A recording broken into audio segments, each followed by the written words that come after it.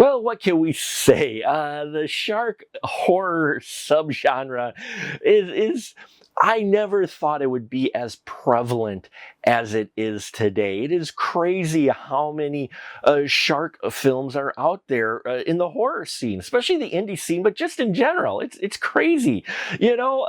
So today we are covering one from director Dustin Ferguson, and it's called Space Sharks. Yes, a science fiction take on the shark horror genre where we get an experiment that's happening on a space station above Earth, but things go awry, the station crashes, and their experiments are released. These sentient evil plants and these predator-like shark creatures. And we see how they rain terror on a group of individuals in various locations in this wooded area.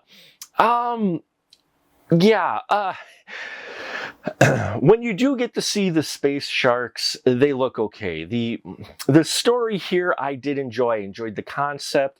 I liked what it was teasing, and it opens up with a number of great cameos in here, including Eric Roberts showing up as one of the doctors on the space station. We have Scott Schwartz as Dr. Hansen in here. You know, I liked this. Brinke Stevens, always a film gets better just with her presence, and she plays this tour guide, Rochelle, and it was great seeing her on screen. We even get veteran actor Mel Novak in here showing up with a connection to one of the folks who was on the space station. So you have a group of talented individuals on here for a film that doesn't show a lot of the title character, unfortunately. Now, I understand CGI and budget constraints and such, but even still, we get very little actual space shark action. In fact, the space plants get more action, I think, than the space sharks. So that was a little disappointing. Now, the CGI here does show its budget with the shark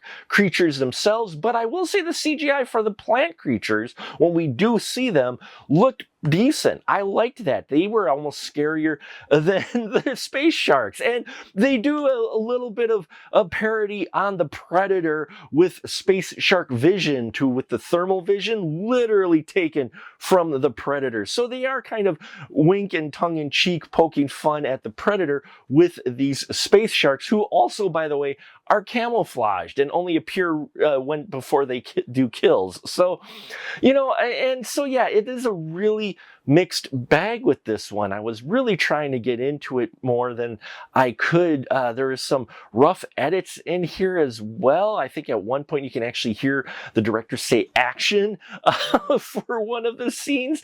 And yeah, for the concept and the title of it, this film had a lot of potential, but unfortunately it just doesn't get to that mark, even with this talented cast in here. If we would have got more space shark action, even though the CGI wasn't great on them, I think I could have got into it more with more kills and such. Now, the film doesn't run that long, and if you're a fan of the performers I mentioned who are in here, or a fan of Dustin Ferguson's other work, you'll probably get a kick out of Space Sharks. But if you're a casual viewer, you may want to skip this one, or if you're really heavy into the shark horror genre and you're a completionist, you may want to check it out, but just prepare yourself, because I think in total our creatures get maybe 5 minutes of total screen time, with an extended credit sequence at the beginning and the end. So there you have it, folks, a mixed bag with Space Sharks. If you have seen this film, love to hear your constructive thoughts on the film. Like, subscribe, bells and whistles and all that here. I thank you for your support, and until next time, remember, keep that ticket stub.